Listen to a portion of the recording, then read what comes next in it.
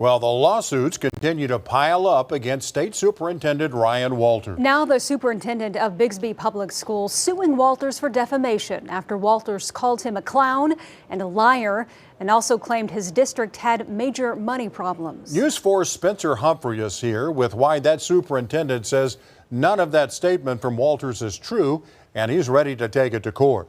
Yeah, guys, those comments from Walters you're talking about came on July 31st after a contentious state school board meeting. The next day, I talked in depth with Bixby Superintendent Rob Miller about Walters' words. Now, 2 weeks later, Miller is putting his money where his mouth is.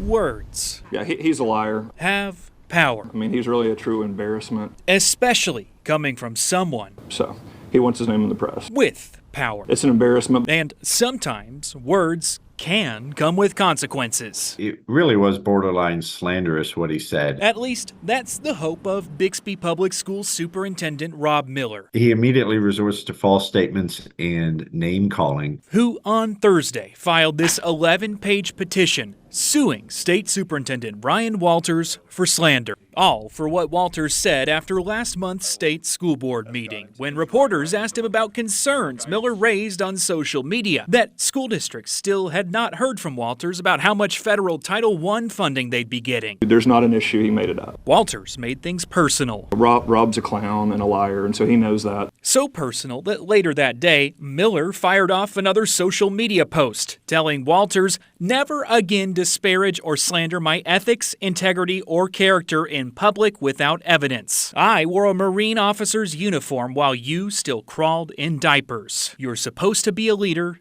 act like one. But Walters had more to say. We're dealing with all kinds of financial problems with his district that we're having to address right now. He claimed Miller had led Bixby Public Schools into deep money problems to the point he would need to step in and come to their rescue. But we're going to continue to make sure that that district is functioning.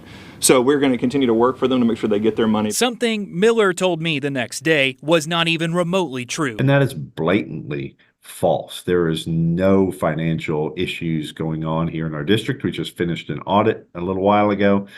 We didn't have any significant findings of any kind.